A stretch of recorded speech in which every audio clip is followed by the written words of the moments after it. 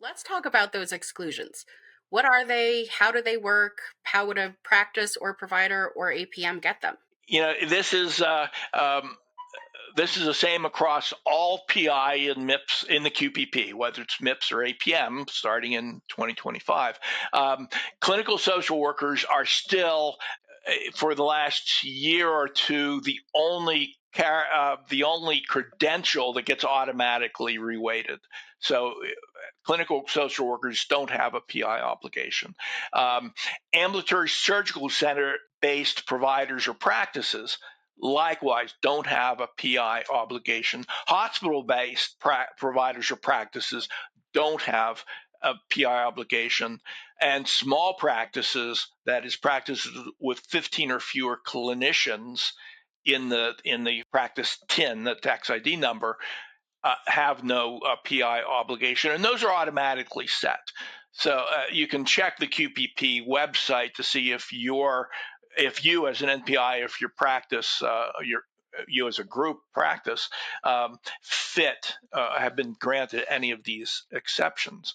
Now, there's also an annual application available for exceptions, and those are available.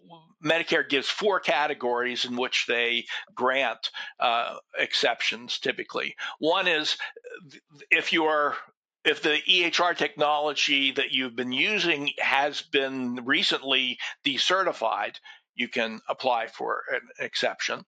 If you can't use CERT because your practice site has insufficient internet connectivity to make it usable.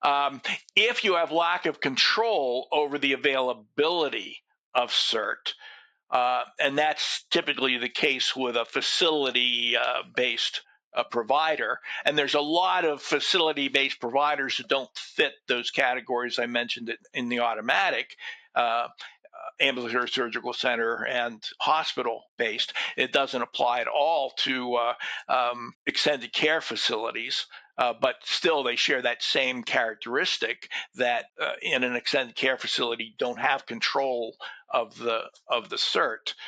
And then if there's extreme and uncontrollable circumstances, and that has a wide applicability, there have been fires, there have been floods, there have been significant illness or death in key members of the practice. There's a number of things that are uncontrollable circumstances that can qualify for an exception annually. One possible area for confusion I've found as I've been reading through the available data on special statuses available to APM entities, there's a note that says small practice is the only status available to APM entities, the only special status available.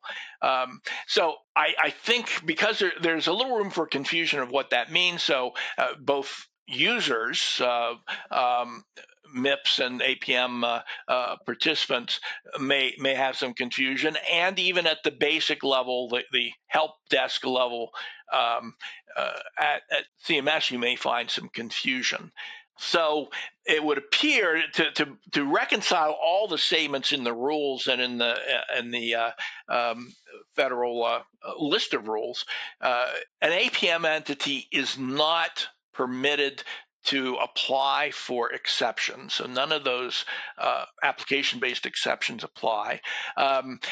And all of that list of exceptions I gave you earlier can't apply to the APM except by the small practice exception. So I think watch that carefully, and if you get a misinterpretation in your scoring, be prepared to contest that when the scores are out. So let me just make sure I understand. So for 2024, at the APM level, the only special status that could apply is this small practice status. Correct. That's at the APM level. Anything else can apply to individual practices or providers in the APM, or even all of them. But it's evaluated at the practice or provider level. It's not evaluated at the APM level. I see. So if I'm an ACO and I have 5 TINs, let's say, that participate with me, and all of them have a status of being hospital based, they wouldn't have to report PI. So there wouldn't be an expectation of PI at the APM level as well, right? That is correct.